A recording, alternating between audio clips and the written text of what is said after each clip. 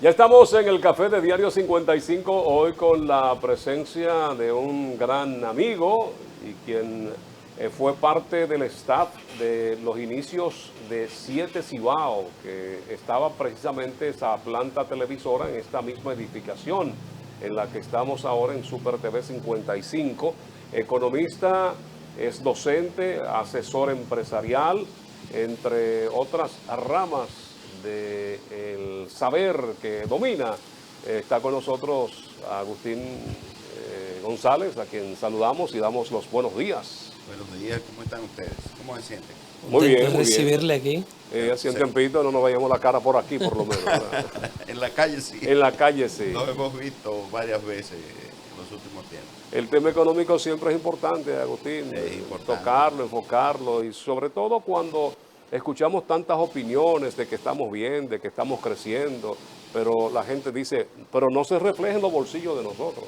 Así es, así es.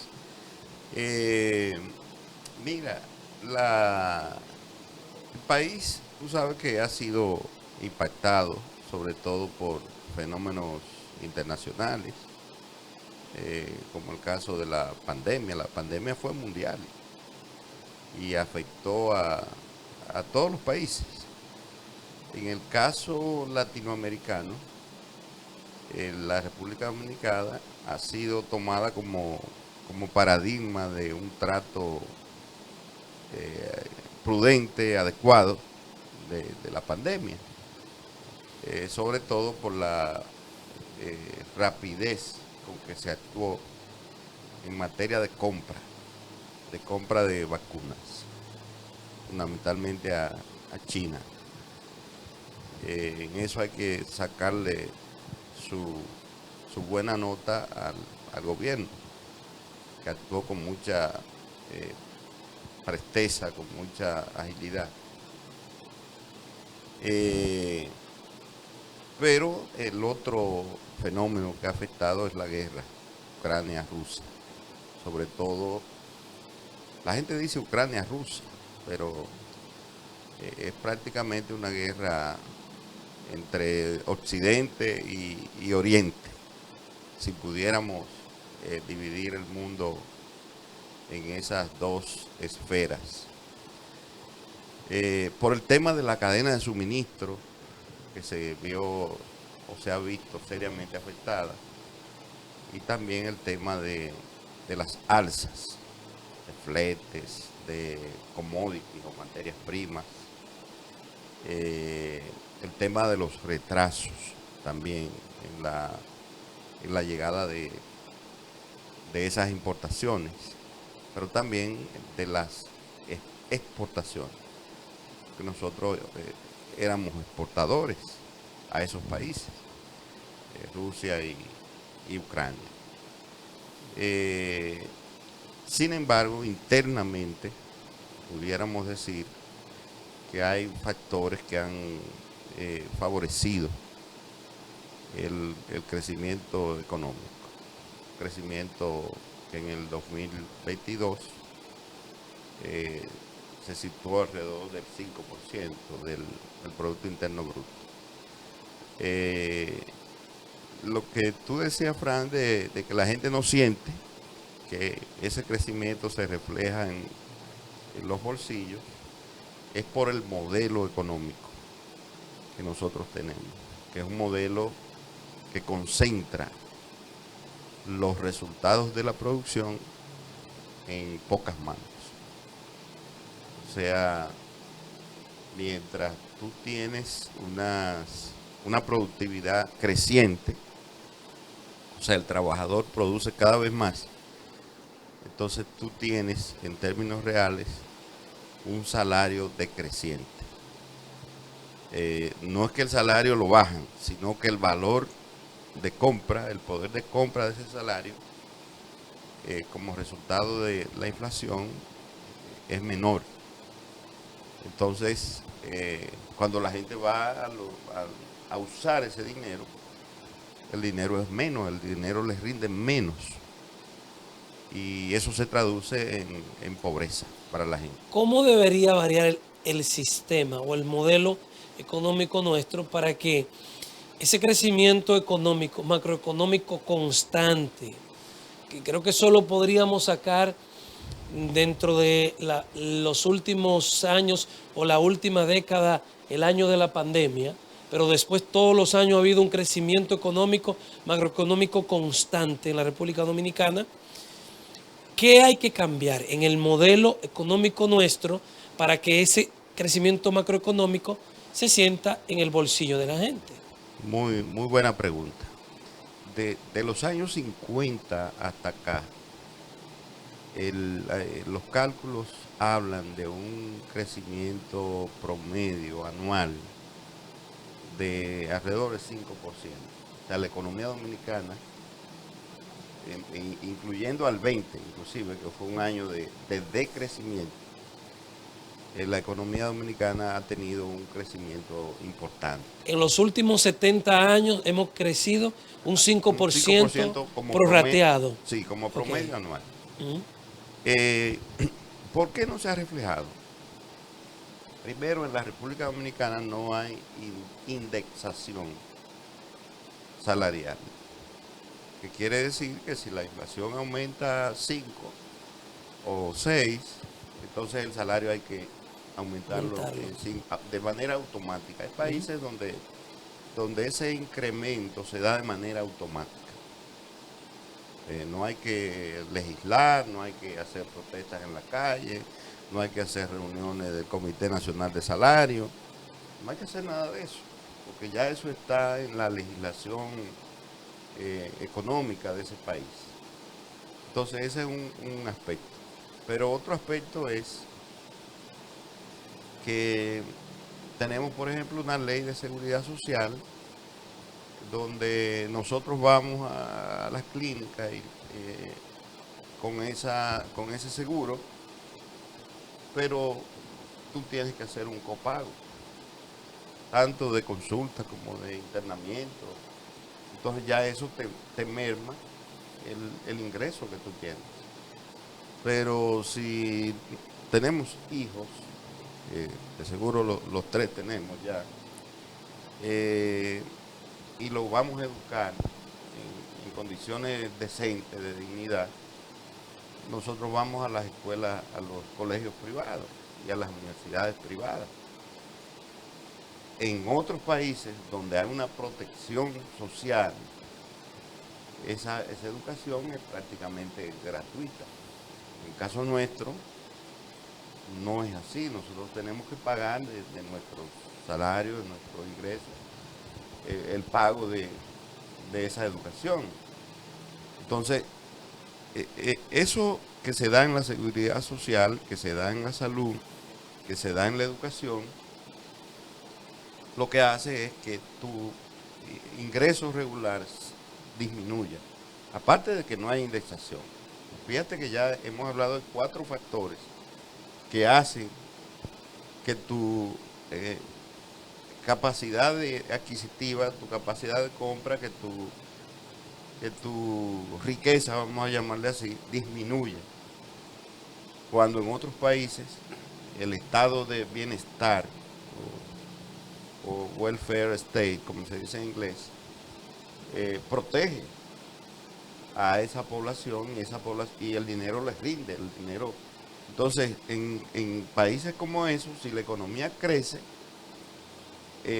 también se está reflejando en tu bolsillo, porque hay una serie de protecciones sociales que tú no tienes que pagar o que tú pagas, pero en menor proporción que en países como estos. Pero también los salarios son bajos. Ayer veía una noticia sobre España, que la daba la vicepresidenta de España. Y allá el tema ahora mismo de discusión es, bueno, ¿cuál es el nuevo salario mínimo? Y el nuevo salario mínimo en España anda por algo más de 1.000 euros. ¿Cuánto es eso en pesos? Estamos hablando de cerca de 60.000 pesos. 60.000. Vamos a brindarle café para no hacer mucho esperar a Xiomara, que está por ahí, Agustín. Café Santo Domingo, Muy lo bien. mejor de lo nuestro. En estas 3 presentaciones, Suardí, Perla Roja y Gran Sierra. Así es. Café Santo Domingo, desde Rancho Arriba hasta la Cordillera Central. Ahí se cultiva el mejor café, sí, porque ya hoy brindamos con el café. Antes los médicos lo prohibían o lo limitaban, ya no. Ya mandan a que tomemos café por las tantas propiedades, los antioxidantes y cuantas cosas más. Vamos a continuar entonces con el tema, Agustín. Hablábamos de España, pero también en España, como le llaman, usted consigue un piso o una habitación ahí, los precios también están altísimos. Sí, es relativo. Todo es relativo, pero el hecho es que los 1.000 y pico de euros, que sería el salario mínimo en España, el nuevo salario mínimo, son más del doble del salario mínimo que estamos discutiendo ahora en el país. Se está hablando de que podrían dar de acuerdo a la demanda sindical, por 28.000 pesos. Y depende de la categoría también de la empresa. Claro, sí, si la empresa es micro, si es pequeña, sí. si es mediana o si es grande. Y también está el tema sectorizado, o sea, dependiendo de los sectores. Agrícola, turismo, zona franca, que es un tema que también hay que trabajar, porque lo que debiera existir es un salario mínimo, aunque se tome en cuenta el tamaño de las empresas. Sí. Yo no sé si España sea un buen ejemplo. A mí me parece que los salarios de España tampoco que sean muy buenos con relación al resto de Europa. Además, una comida regular en España, no sé cómo estará la cosa ahora, pero había que dar 9 euros, 10 euros. Aquí uno come con 3 euros. O sea, puede encontrar comida en X lugar con 3, 4 euros. O sea, que si vamos de 3 a 9, igual es el triple de caro tú comprarte una comida allá que comprarte una aquí. Por eso esas comparaciones siempre son odiosas, igual que con lo que tenemos más cerca, con Estados Unidos. No, porque aquí un galón de aceite te cuesta tanto, pero ¿cuánto tú ganas allá y cuánto tú ganas aquí? Sí, pero tomen en cuenta lo que yo les decía. Claro, para comparar, y estoy de acuerdo con ustedes, hay que ver la realidad de cada nación, de cada país. Pero el tema que más pesa es la protección social, o sea, Seguridad social, no, la protección en sentido general, educación, salud, ciudadanía, cuidado ciudadano. Exacto, todo lo que implique pagos del bolsillo de la gente. Si la gente tiene que hacer pagos del bolsillo o no lo tiene que hacer, eso hay que calcular en cada uno de los países que uno compara. Yo creo que aquí nos están devolviendo poco. Realmente, la presión tributaria, nosotros estamos hablando de un 18% de impuesto a los productos industrializados, el ITEVIS. Pero, ¿qué sucede? A mí no me parece que eso sea del todo claro. Quizás en la mayoría de nosotros, quien dicen que tenemos salario de lujo, si ganamos más de 34,000 pesos, dicen aquí, nos restan un impuesto sobre la renta, ¿verdad? A lo que cobramos. Cuando de ese mismo dinero yo hago una transacción para pagar mi servicio, para enviarle un dinero, para pagar la renta a quien me alquila, vuelve y por esa transacción vuelven y me hacen otra cobra de impuesto. Si con ese mismo dinero al que ya me le restaron impuestos sobre la renta, voy a almorzar al lugar donde como porque soy un profesional y como en un cierto lugar, me cobran un 18, pero también me cobran un 10 más. Y todos esos impuestos... Y de paso tú le dejas propina. No, porque te ven con mala cara, te cobran el 10, pero si tú no le dejas el efectivo, te ven con mala cara y cuando vuelves no hay mesa para ti. Entonces, realmente... O te hacen poco caso. Exacto. Realmente, ¿de cuánto es la presión que nosotros estamos recibiendo los dominicanos, cuánto estamos devolviendo al Estado de impuestos que no lo estamos recibiendo en la calidad de la salud pública, en la calidad de la educación, en la calidad de la seguridad ciudadana. Hay que comprar alarmas, hay que poner hierro, hay que hacer de todo. ¿Realmente en cuánto está la presión que estamos Mira, haciendo? los promedios son engañosos en economía. Aquí se calcula la presión tributaria dividiendo las recaudaciones del Estado entre el PIB, el valor del Producto Interno Bruto. Entonces eso te da 14%. O sea que en esa lógica, de cada 100 pesos que nosotros recibimos, pagamos 14 de impuestos. Y es falso. Pero falso, pero Totalmente muy falso. Tú decías, o sea, hay una serie de... Y ahí volvemos al tema de la redistribución del ingreso. O sea, ¿en qué tú tienes que gastar esos 100 pesos que recibes? Tú hablabas de tema seguridad. Aquí las casas y los apartamentos parecen cárceles. Porque tú le pones tú la cierras con ventanas, pero le pones hierro, pero después le pones la alarma. Y también, si es un edificio de apartamentos, tú pagas un guachimán. Hay que pagar, sí. Todo eso es impuesto. Pero tú tienes en ese edificio de apartamentos, pongo apartamentos porque están en ciudades como esta, grandes, están abundando más que las casas. Pero tú tienes que tener en esa casa una cisterna. Y encima tú le pones un tinaco. O sea, ya van dos gastos más. Aparte de lo que pagas a la compañía de agua. Y si es energía, entonces tú pones un inversor. Por suerte las plantas han bajado, se ha ido comprando menos plantas, porque el ruido entonces también implicaba un costo social, que tú no lo ves en el corto plazo. Contaminación Sónica.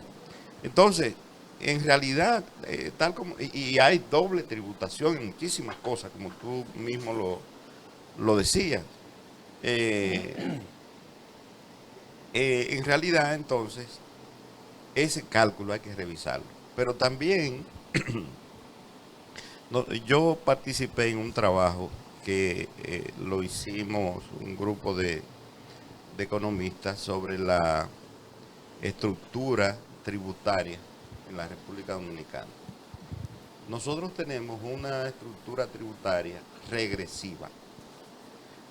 Regresiva quiere decir que no importa que tú seas pobre o clase media o rico, el impuesto que tú pagas es el mismo. O sea, tú pagas el 18% de ITEVI, pero Pepín Corripio lo paga también. Pero entre tú y Pepín Corripio hay un abismo económico, porque él es un señor sumamente rico y tú eres una persona de clase media. Sumamente pobre. No, vamos a decir de clase media. Entonces, eso es una estructura regresiva. ¿Qué sería una estructura tributaria progresiva? Que cada quien pague acorde con su renta o con su nivel de riqueza o su clase, ingreso. sus ingresos. Que pague en base a eso. La dificultad que tiene eso es la medición por personas. Pero se puede establecer hay países que lo tienen, sobre todo los países nórdicos, que es donde funciona mejor el sistema de la redistribución de la riqueza. Esa no es la intención que tendría el impuesto a la riqueza. Esa es la intención. Porque a mente que quizás cuando vayamos al mercado o al restaurante se pague lo mismo, pero ¿cree usted que en la República Dominicana el impuesto a la riqueza es el justo? Muy bajito. Muy bajo. Muy bajo, sumamente bajo. Y además que hay mucha riqueza solapada, o sea, no transparentada. Aquí hay gente que tiene muchísima riqueza y muchas propiedades y nadie sabe que esa persona tiene esa cantidad de riqueza. Y también hay formas de ilusión fiscal, porque tú tienes 15 solares o 30 casas, pero están a nombre de diferentes personas. Entonces no se te puede acumular un valor para que tú pagues realmente lo que tienes que pagar. Ha sido muy criticado a propósito de ese tema el hecho de que gran parte de la riqueza del presidente de la República esté fuera del país, tengan unos capitales por allá fuera del país. Algunos han dicho que ese tipo de manejos sobre todo se utiliza para el tema de elusión fiscal. ¿Qué usted nos puede decir sobre eso? Bueno, si tú eres un capitalista, el capital no tiene nación. El capital no tiene nación. Y con esto no estoy defendiendo al presidente de la República, pero si tú tienes, vamos a poner una cifra importante, 2.000 millones de pesos, que en dólares son poco, cuando tú lo traduces a dólares. Tú con ese capital, tú dices, bueno, déjame hacer un análisis de cómo está la renta o la retribución de recursos en diferentes mercados y tú decides, bueno, este dinero yo lo voy a tener en tal sitio, siempre acorde con las leyes, sin tú violar las leyes financieras internacionales. Y por eso existen las compañías offshore, que es legal, todo eso es legal dentro de la legislación internacional. Y tú dices, aquí hay muchísimos capitales aquí en el país, de otros países, sencillamente por un diferencial de tasas de interés. O sea, lo que se paga ahora mismo, lo que se está pagando aquí, serían las tasas pasivas en el lenguaje de los bancos, es más alta, o mucho, por ejemplo, ahora mismo es más del doble de la que paga la Reserva Federal, del dinero del Tesoro. Los Estados Unidos. De los Estados Unidos. Entonces conviene tenerlo aquí. Si yo estoy en los Estados Unidos, no estuviera aquí. Yo lo mando para acá. Porque ese es otro tema que no se incluía ahorita cuando usted hacía referencia al que tiene el tinaco, el que tiene la cisterna, es también el que tiene que pagar un préstamo, que hoy la tasa de interés es mucho mayor. Y entonces eso viene a afectar grandemente la economía familiar. Claro, claro, porque todos los préstamos hipotecarios, por ejemplo, han subido. O sea, digamos en el 21, el préstamo hipotecario llegó a estar en 10, 12%. Ahora mismo lo subieron, sencillamente porque la tasa de política monetaria del Banco Central está en 8.5%. Como han aumentado también los préstamos del gobierno dominicano, con todo y que el Banco Central habla de una reserva la cual tenemos. Si tenemos una buena reserva, ¿por qué tantos préstamos entonces? Y si dice el presidente de la República que nunca como ahora se había economizado tanto dinero. Sí, el tema de la reserva es como si fuera el encaje legal del país. O sea, la reserva que tiene el Banco Central es un resguardo para las compras internacionales o las importaciones que tiene que hacer el país. Pero también esa reserva la utiliza el Banco Central dentro de su política monetaria para controlar la tasa de cambio. O sea, si en un momento determinado la tasa de cambio se dispara, o sea que se devalúa el peso, entonces el Banco Central utiliza dinero de esa reserva para inyectarlo, como dicen ellos, al mercado y mantener estabilidad en esa tasa de cambio. Porque eso es parte de lo que tú hablabas ahorita, de la estabilidad macroeconómica. Una señal de estabilidad macroeconómica es que el tipo de cambio no fluctúe como pasa en México, o en Colombia o en Venezuela, que tú pagas por un televisor 5 millones de pesos, en el caso de una moneda muy devaluada. Así es. Entonces esa reserva del Banco Central, tú no la puedes usar, decirle el presidente no le puede decir a Valdés Alviso, dame 5.000 millones de dólares de eso, prestado al gobierno, del Banco Central al gobierno central, por ejemplo, o al Poder Ejecutivo. No puede hacerlo. Porque Pero esa reserva no ha sido en base a préstamos también. no, Porque es lo que la gente dice. no, no. Tenemos una reserva, pero es en base a préstamos que tenemos todo. No, eso no es parte de los préstamos, tienen su finalidad. Presa Montegrande, un préstamo, pero es para Presa Montegrande, o el teleférico y el monorriel de Santiago. Eso tiene una finalidad. O sea, todos esos préstamos tienen un destino, que no es para inyectarlo Pero la al mayoría Banco han sido Central. para programas sociales que no tienen retorno. Aquellos sí podrían tenerlo.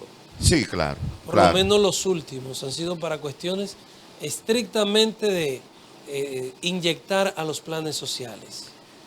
Sí, en ese caso hay muchos riesgos, porque la finalidad más sana de un financiamiento internacional sería para préstamos reproductivos, Que tengan un retorno. que tengan un retorno. Mire, antes de salirnos de la reserva del Banco Central, tal vez usted nos podría ayudar a entender, a los que no sabemos mucho de economía, ¿cómo se explica una noticia que sale ayer en la prensa de que en medio de la crisis mundial por la COVID, en medio de la crisis producida por la guerra de Ucrania, que el gobierno, los 2 primeros años de Luis Abinader, tiene la mayor reserva, han logrado la mayor reserva del Banco Central que los últimos 6 gobiernos? Vamos a hablar de eso después del corte porque debemos cumplir con nuestros patrocinadores. Esto es el café de Diario 55. Estamos conversando con el profesor y economista Agustín González. Ya volvemos.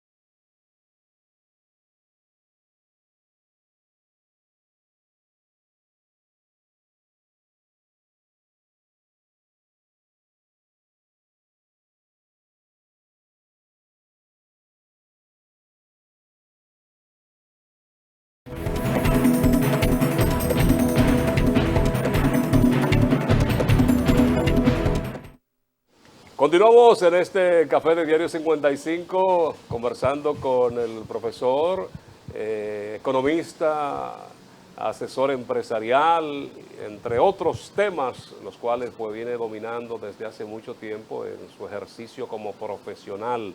Ya dejaba sobre la mesa nuestro compañero Lenín Tejada la pregunta y todo relacionado con el Banco Central de la República Dominicana. Bien, la pregunta, bueno, todas las que ustedes han hecho han sido muy interesantes. Eh, ¿qué ha pasado con el tema de las reservas del Banco Central? El asunto es que como nunca antes a la economía dominicana ha fluido una cantidad demasiado importante de dólares. Por ejemplo, ustedes vieron en el 21 una cifra récord de remesas que entró al país, por encima de 10.000 millones de dólares. En el 22 se repitió, pero con 500 y pico de dólares, de millones de dólares menos, pero llegó a 10.000 la cantidad de remesas. Lo otro,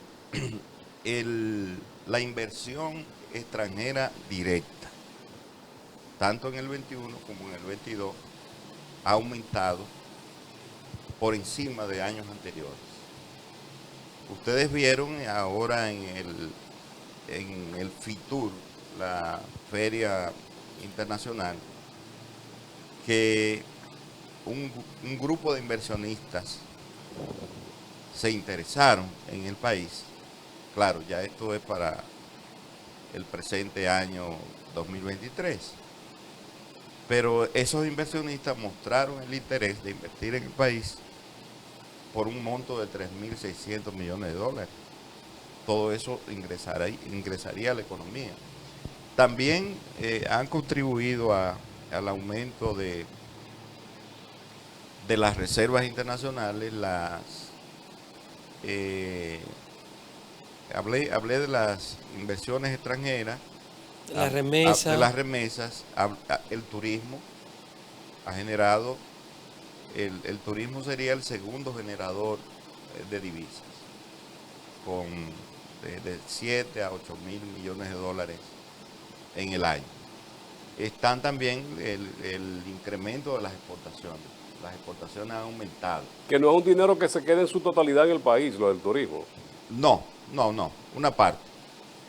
Pero en todas las transacciones que tienen que ver con dólares, el Banco Central interviene y hay unos pagos que se dejan en el Banco Central. Y esos pagos van a reforzar las reservas internacionales. El gobernador Valdés Albizu, del cual hablábamos ahorita fuera de cámara, hablaba de que en el 2022 entraron al país alrededor de 38.000 millones de dólares. Una cifra récord. O sea, entró demasiado. Y ahí está parte de lo que yo le señalaba ahorita de los depósitos.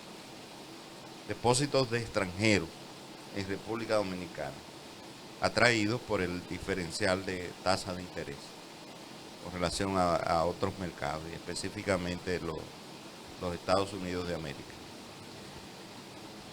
En otras palabras, yo creo que nosotros como país, a pesar de la delincuencia, de la inseguridad ciudadana, de todo eso que hemos hablado, hemos sabido vender el país en el exterior.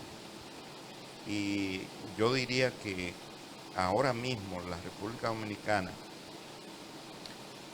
es una meca turística en Latinoamérica. En el área estamos después de Cancún. Exactamente. En el área estamos después de Cancún. Entonces,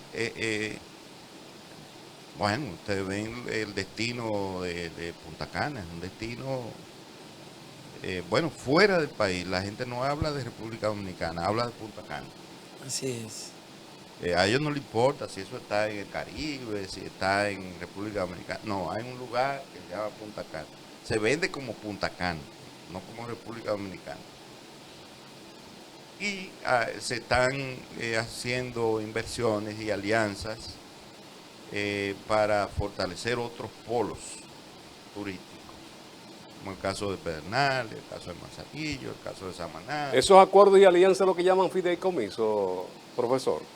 Fideicomiso, hay dos modalidades. Dos modalidades. El privado, que cuando tú le das una fiduciaria tu propiedad o tu riqueza para que esa fiduciaria la administre. Ese es el privado. El público, que es el que todavía no se ha aprobado, el proyecto de ley en el Congreso, es el Estado, que está concediendo unos recursos, digamos, Manzanillo, a una fiducia que la tiene en reserva, que también es del Estado, para administrar esa, pero en el marco público, en el marco del... Y de la forma en que se está procediendo, ¿esto es bueno o es malo? Bueno, el temor que hay es que esa fiducia, ese fideicomiso público caiga en manos privadas. Ese es el temor que hay. En lo que en la ley se estipula como un comité técnico de 5 personas. Entonces, lo que se quiere es que esas 5 personas sean del sector público, que ahí no haya mezcla de sector privado y sector público. Pero y la gracia no está en que justamente un fideicomiso esté administrado por el sector público. Sí. Entonces no se entiende cómo se pretende eso, pero que lo administren gente del sector público. Eso es lo ideal, que esos 5 sean representantes del interés general, del interés colectivo. Y por tanto tienen que ser funcionarios, si es posible ministros o por lo menos viceministros, que representan al Estado Dominicano. Y entonces, ¿cuál sería la función de la parte pública, privada, perdón, de la parte privada? No. Porque en definitiva sí. Lo que yo decía es que no debe intervenir la parte privada.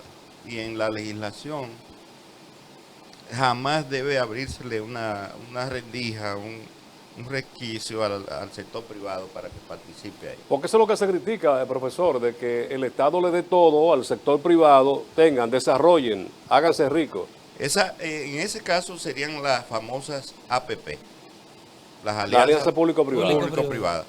Esa es otra modalidad. Las APP contemplan una participación del Estado y una participación privada, bajo el alegato de que el Estado no tiene los recursos suficientes y el sector privado va a poner esos recursos. Y en ese caso se crea esa alianza, la famosa APP. Porque en muchos casos se habla de que el gobierno quizá no esté en la capacidad, pero aquí tenemos instituciones del Estado que son exitosas, profesor. Sí, pero en este caso lo que se quiere es, el Estado es un elefante muy grande,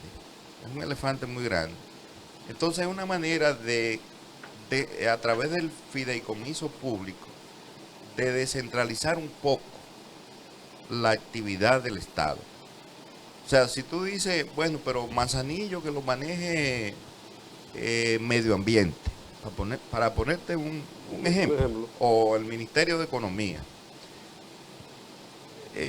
para los fines de la gestión estatal, quizás sería mejor un fideicomiso público que maneje a Manzanillo, que se dedique de manera exclusiva a Manzanillo, y dejar que medio ambiente o economía sigan con sus trabajos particulares o sus ejes de trabajo. Pero si a la postre, Agustín, ese fideicomiso lo van a administrar, a definir las líneas y a tomar las decisiones 5 funcionarios públicos, estamos en lo mismo.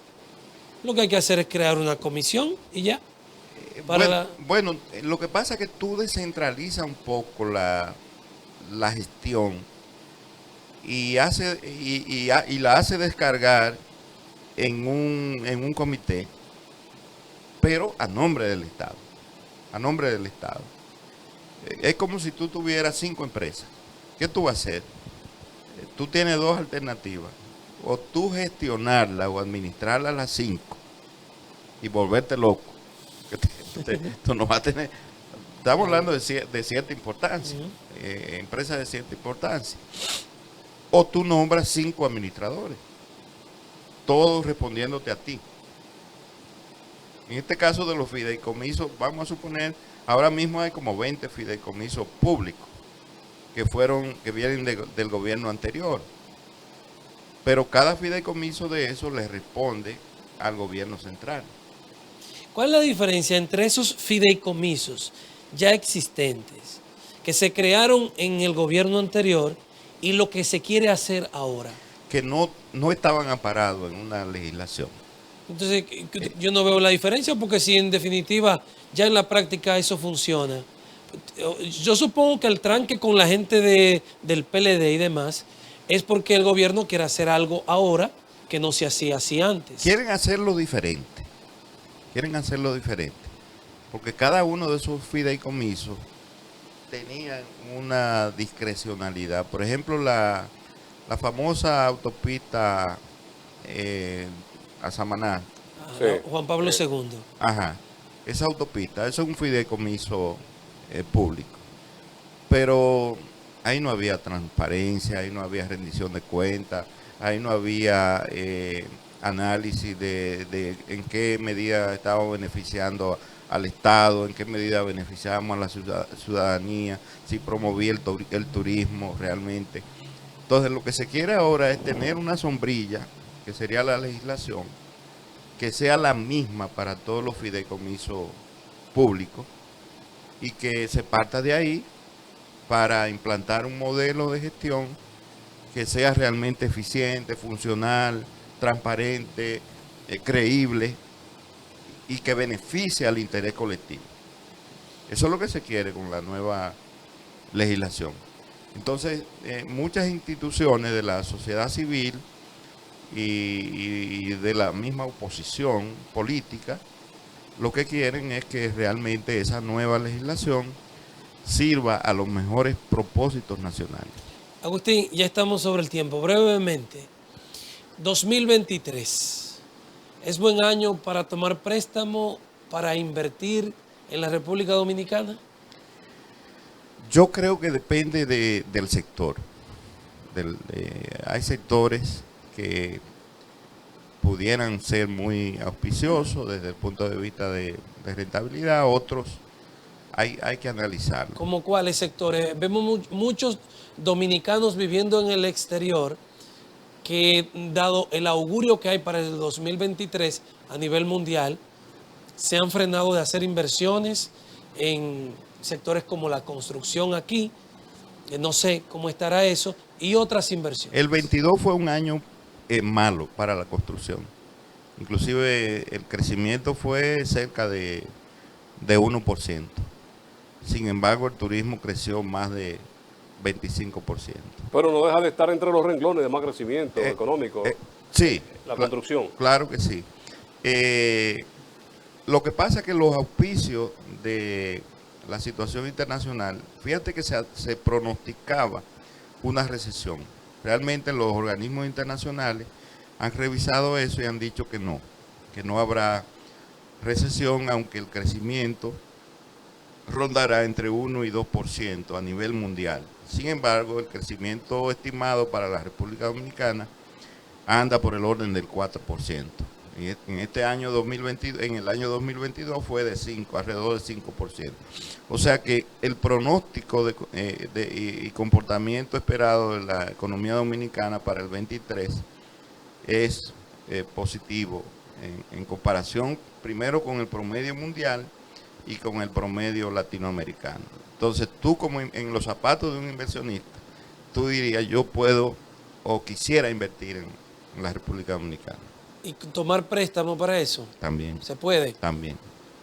Pues gracias al profesor, catedrático, docente, economista, Agustín González, que ha estado con nosotros en este café de Diario 55. El tiempo quizá es poco para abordar tantos temas que tienen que ver con la economía, un pilar importante en el desarrollo de un país. Y como va la economía, pues la gente se manifiesta. Antes se medía con la felicidad, hoy día es con el bienestar. Gracias a ustedes por la sintonía. En nombre de Lenis Tejada Betancourt, Adalberto de León, la producción general, Frank Rodríguez y el equipo que conforman las mañanas del 55, agradecemos la sintonía de todos ustedes, invitándoles a continuar con la programación. Mañana después de la misa a las 7, aquí nos juntamos, Dios delante. Hasta mañana.